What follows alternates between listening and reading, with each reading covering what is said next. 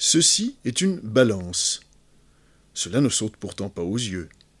À quoi a donc servi cet instrument qui a marqué l'histoire de l'électricité?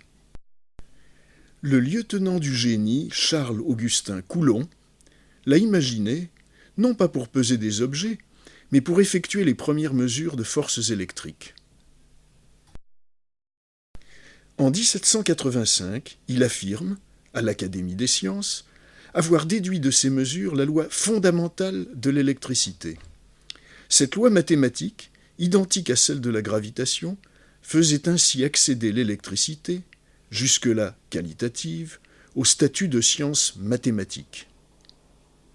Depuis, la balance de Coulomb symbolise en physique l'alliance entre expérimentation de précision et mathématiques.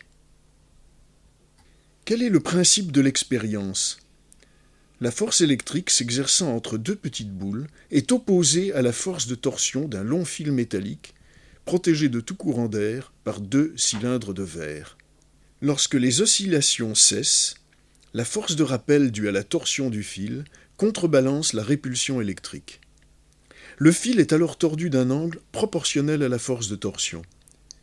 Grâce à cette propriété des fils métalliques, que Coulomb avait étudiée l'année précédente, il affirme pouvoir mesurer des forces comparables au poids d'un objet d'un millionième de gramme.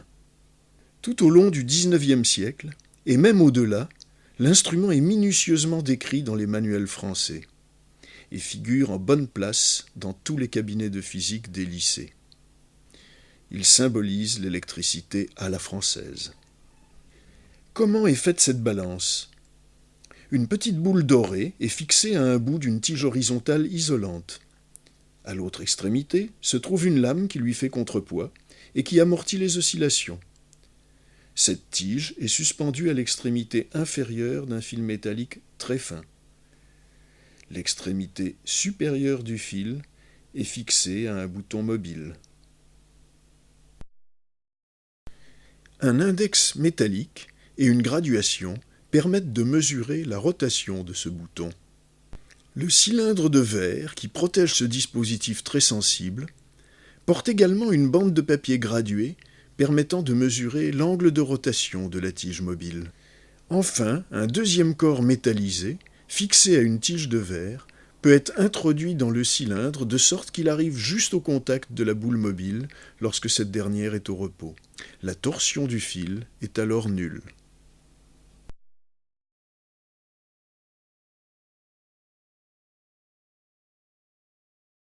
En quoi consiste l'expérience? On charge le corps métallisé et on l'introduit dans le cylindre. À son contact, la boule mobile acquiert une charge de même signe. Elle est repoussée, ce qui provoque la torsion du fil. L'aiguille effectue plusieurs oscillations, amortie par la résistance de l'air sur la lame verticale, avant d'atteindre sa position d'équilibre. La torsion du fil équilibre alors exactement la force de répulsion électrique. On mesure l'angle de torsion du fil sur la bande de papier entourant la cage de verre.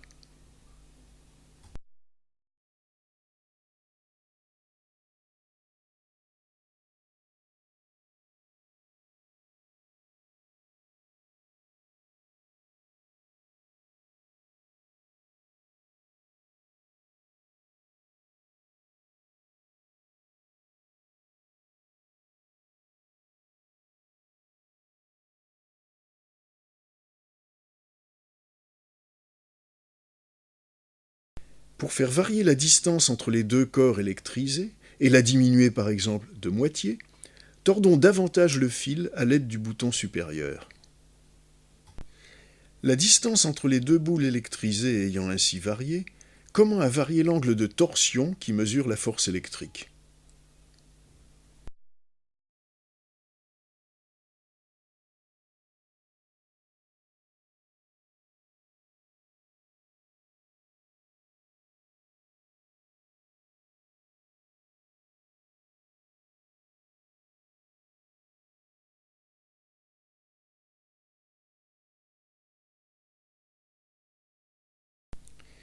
Les résultats des 3 seules expériences rapportées par Coulomb dans son mémoire sont excellents. Pour diviser par 2 la distance entre les boules, il a dû quadrupler l'angle de torsion. La force électrique de répulsion, proportionnelle à cet angle de torsion, est donc également quadruplée. On en déduit que la force électrique est inversement proportionnelle au carré des distances entre les charges. Avec un autre procédé, Coulomb montre que cette loi est également valable pour les attractions électriques. C'est la loi enseignée depuis sous le nom de loi de Coulomb. Notre expérience est loin de donner un aussi bon résultat. L'expérience serait-elle plus délicate que ne le dit Coulomb ? Les oscillations durent plusieurs minutes. Pendant ce temps, les corps électrisés perdent une partie de leur électricité, par l'air ou par les tiges de verre, surtout si le temps est humide. On pourrait citer bien d'autres causes perturbatrices. Si les résultats annoncés par Coulomb sont en si bon accord avec la loi de l'inverse carré, on peut penser que, parmi de nombreuses mesures, il a sélectionné celle qui confirmait l'hypothèse préalable d'une loi analogue à la loi de Newton pour la gravitation universelle. Mais par la suite, il a obtenu avec cette balance de nombreux autres résultats expérimentaux qui, eux, n'étaient alors prédits par aucune théorie.